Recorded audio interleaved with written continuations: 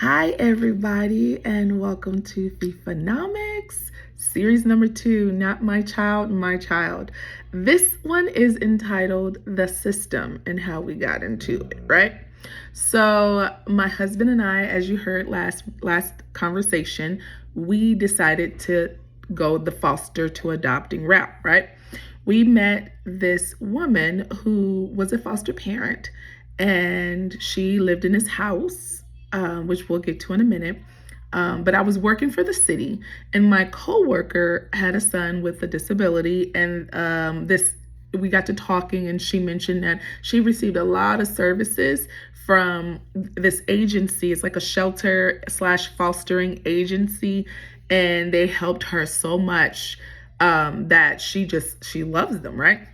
So she set up a meeting for me to meet with the CEO, and I loved him, right? This older white guy, gentle. He adopted several foster kids himself. Like it was like, whoa, yeah, this is the route we want to go. So then we met with, my husband and I met with him, and we all decided let's go this route. We went this route. We met this family, this woman, this foster mom, who had this little boy. He was 4 years old at the time. Adorable little boy. Let me tell you, spunky, adorable. I can't say his name, but just gorgeous, gorgeous little boy, right? And we had all, the plan was for us to adopt him. He was a foster child looking for adoption. That was like the kind of the title type of thing. And our case manager, so let me break it down. There's a case worker and there's a case manager. The case worker is an advocate for the children, or supposed to be the middle person, that finds the homes and does they do the whole thing for the kids, right? The case manager is the person that you get when you become a foster parent to help you out. It's supposed to be kind of like an advocate for you, supposed to be, right? We'll get into that too. But the case manager, the foster mom, as well as us, we were all in agreement that we're going to adopt this little boy. We're going to foster. At that time, you had to legally foster a child 6 months plus 1 day in order to adopt. But my husband and I, we had already made plans, because remember, how many boys did I want? 4 boys. So he was just number 1 on this road to 3, right? So we also had to do these visits. And so we did all these visits together. We went to the baseball field together, baseball teams, and watched, I'm not a sports person, so we went and watched baseball. He loved baseball. So I was going to love baseball because he loved baseball, right? And we were invited to the birthday parties. The foster mom let me sleep over. Like, it was legit. However, this is what happened. The agency decided to send him to the birth parents' friends home. You got that? Birth parents' friends home, because they felt that was closest to the family that they can get, because no one else could take him. They all had records or something to where they were not able to take him. So they went to their friends to ask if someone else would take them. And they had decided this all happened so fast. It was like a 2-3 month thing, and it all just happened so fast, right? And so they ended up taking him, and unfortunately it damaged the mess out of him, because he was 4 years old. I think he's like 12 now, and he's just down a bad road. Let me tell you the different levels. The way that I was taught, I could be, in different states it could be different, or they could have changed it, because my husband and I has been out of the fostering game for 3 years now. But the way that it goes is basic, and then moderate, then severe, and then intense, right? And each level is what the child is labeled when you get the paperwork for these kids, as well as how much a foster parent will get paid. The higher the tier, the more money you get. Well, he was a moderate, right? He was a moderate kid. And a basic is as close to normal child as you're going to get in the system, which is close as like a baby or something, right? And then the moderate is they need extra timeouts, extra get your lives, extra loves and hugs and, all of that stuff, right? And then you have the severe. Severe is severe physical severe, or like cerebral palsy or Down syndrome, or behavior wise, to where they are just like, what in the world? Do we need other kids to take care of this child? Because this kid is like team too much, right? And so lastly, it's the intense ones. And the intense they are so intense that you're not allowed as a foster parent to have them, because they are hospitalized. They need to bring them down a level with medication and therapy and all kinds of stuff to be able to be fostered or even adopted. So if you're up here, you can't even, as a foster parent, you can't even have an intense kid, right? They're in group homes, because no parents want them. And remember, the younger you are, the more cute and adorable you are, and the more everybody wants to get you. And so the older you are, the less wanted that you are.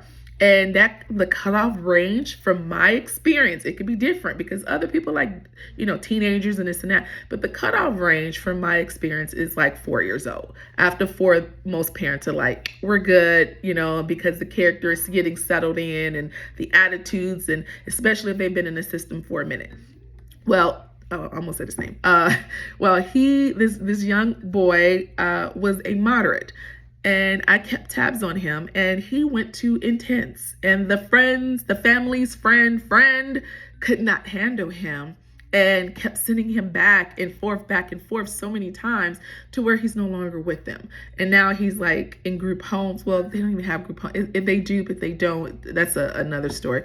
But he's just had a rough road. And unfortunately, his age makes him even more unwanted by people. But it's neither here or there. So the foster parent that had him took a hard hit with this, because it was under the assumption by all of us that we would adopt him. We would take over, foster him at 6 months plus 1 day, because that's the requirement to adopt. 6 months, or was the requirement. 6 months plus 1 day, we would adopt him. And so which started our adoption journey to our 4 boys, right?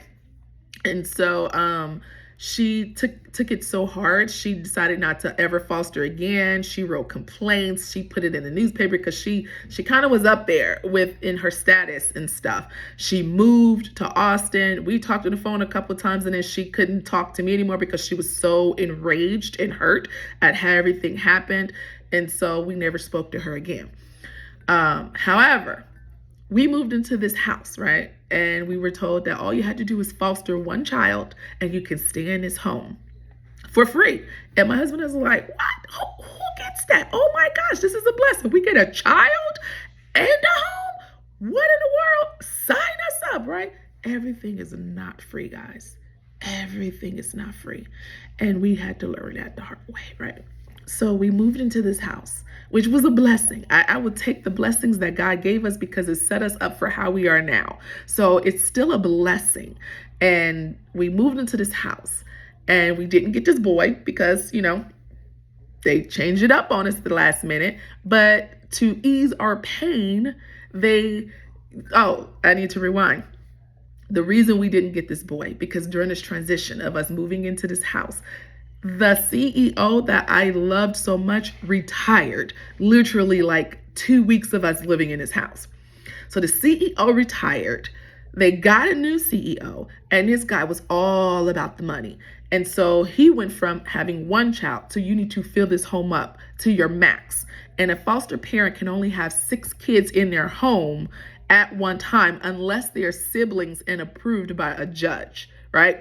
So if you see somebody with 10 kids, it's because the judge approved them, because they don't want to separate the families. So we were forced to try to have to get more kids because we were bamboozled and told, oh, you get this house, and now you got to take all these kids, when that wasn't the deal. We wanted to dip our little toes in the water and just be like, hey, we, got one kid, let's try it out. Let's see if this is for us and see if this is the route we want to go. And then we had this huge bad experience. And so to ease our pain, they were like, oh, we have these two beautiful girls. Oh, we had a new case manager too, because half the staff quit, right? So we came in, they were ticked off at this new CEO. Half the staff quit, which was our case manager. She was floored. I loved her too, because she was ticked off at how everything happened with us as well. So we got a new case manager, and this case, I think I need a whole nother series just for this case manager, because yeah, it was some, let's just say it was some stuff. I'm gonna talk more about her, later.